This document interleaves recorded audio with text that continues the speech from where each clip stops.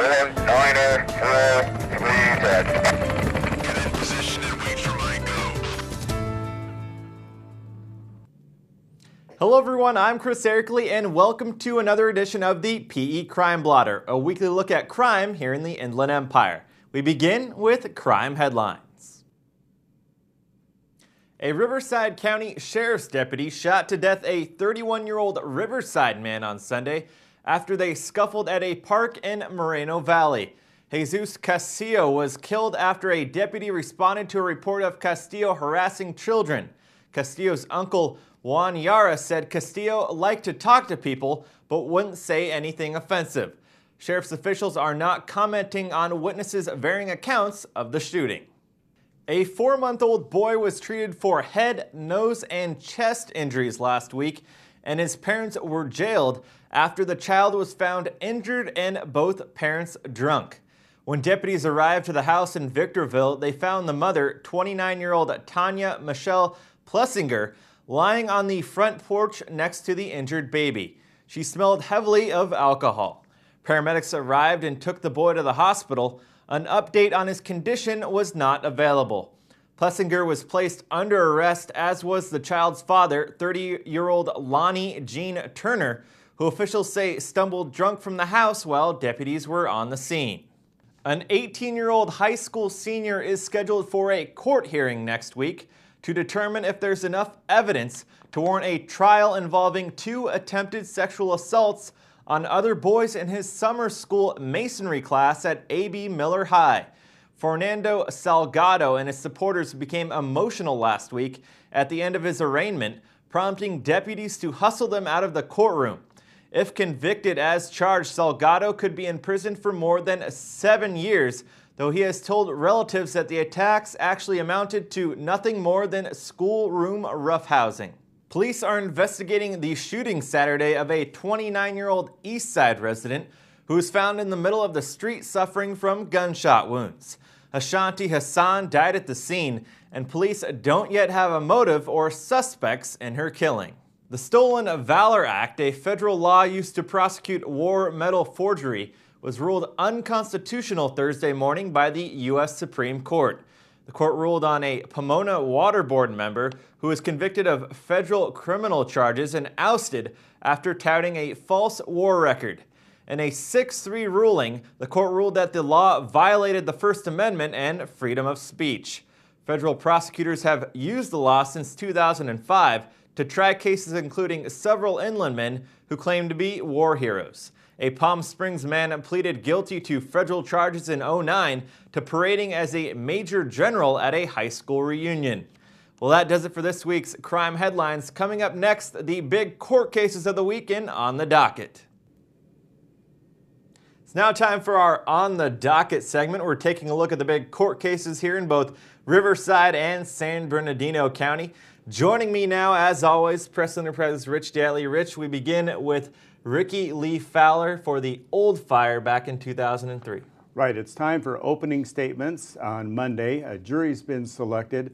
Fowler is charged with 5 of the 6 heart attack deaths from that, as you said, 2003 fire that destroyed more than 91,000 acres and more than 1,000 homes. There are actually 6 heart attack related deaths. He's charged with 5 of those.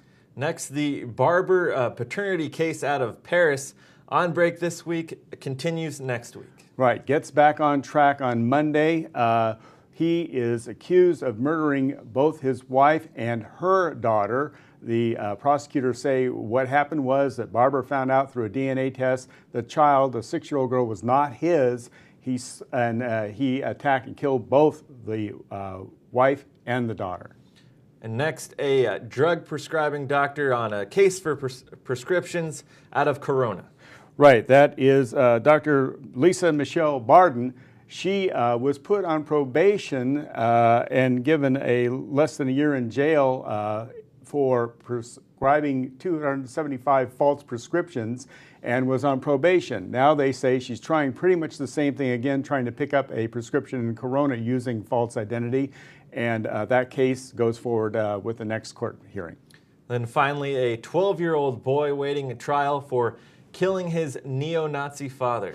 That's right. The boy was 10 years old when National Socialist Movement chapter leader Jeff Hall was slain while he was sleeping, shot on the head. There have been some questions about the boy's competency. Court hearings have largely centered over that. All right, Rich, thanks for joining us. Be sure to keep us updated when many of these court cases resume. All right, that does it for our On the Docket segment. Coming up next, we'll be talking about the do's and don'ts with fireworks and in-depth. It's now time for our in-depth segment. Our topic this week, fireworks. Everyone wants to have a little fun on the 4th of July, but you want to make sure what you are doing is legal. Our fireworks expert here on the Crime Blotter, John Asbury. John, officials were talking about this yesterday. Safe and sane fireworks are only allowed in a few desert cities. Elsewhere in Riverside County, everything is illegal. Right. Fire officials and authorities held a press conference yesterday to talk about how fireworks are largely banned in both Riverside and San Bernardino counties, except for a few exceptions in only a few select cities that include things as little as sparklers. But even sparklers can heat up to 14,000 degrees Fahrenheit. And in these dry conditions that we're in, we've already seen a select number of wildfires so far. Folks don't want a firework to cause something to go out of hand as well as severely injure somebody playing with them. And they're definitely taking it serious already. There was a big bust yesterday on some illegal fireworks. Right. Actually wrapped up a weekend checkpoint throughout San Bernardino County up to Barstow, where through countywide officials seized 13,000 pounds of fireworks that were coming across from Nevada and other states, led to 5 felony arrests and some 46 misdemeanor arrests. And definitely the danger is out there. Hasn't even been the 4th of July yet, and there's already been a few accidents that resulted in injury. Sure. On Sunday, we had a fire that engulfed a duplex, causing about $250,000 worth of damage when a cache of legal fireworks exploded in San Bernardino. And then also in Loma Linda on Sunday, or actually early Monday morning, 2 teens were having a Roman candle war, shooting off Roman candles at each other. And a 7-year-old boy they brought along with him was burned by one of the flares. All right, John, thanks for joining us. Hopefully everyone has a safe 4th of July holiday. That does it for our in-depth segment. Coming up next and Off the Beat, a 3-year-old toddler ingests his grandmother's pot brownies. You're going to want to hear this one. All right, it's now time for our Off the Beat segment. We have a story here that's going to end on a high note. I'm joined by Eric Vilchis from the Press Enterprise. Eric begins with a 3-year-old toddler taking his grandmother's pot cookies. They were some special chocolate chip cookies. Grandma had baked them with medical marijuana. She suffers from cancer, and the cookies help her to sleep and take away some of the pain. Well, she baked up a batch and had them stashed in the garage refrigerator, and the little guy apparently found them. Dad realized it later when he saw cookie crumbs on the floor, and when the little guy went to sleep about 5 o'clock in the afternoon and didn't wake up, it was 9:30 the next day, they got a little worried.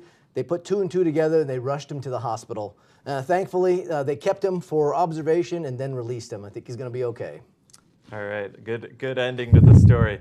Next, we have a woman in Hemet who's been causing some problems with a laser pointer. What is it with this woman, Irene Levy of Hemet? She pointed a laser pointer into the cab of a Cal Fire engine as it was on a call. But that's not the big deal with her. She's the one who made numerous phony 911 calls and a lot of bomb threats and calling and just being annoying. But her biggest deal she's remembered for is her 30-hour rant on a ham radio where she was threatening police, fire, and sheriffs. And she talked about the deaths of some of those safety officers, and she kept saying, "Piggy, piggy, piggy, die, die, die."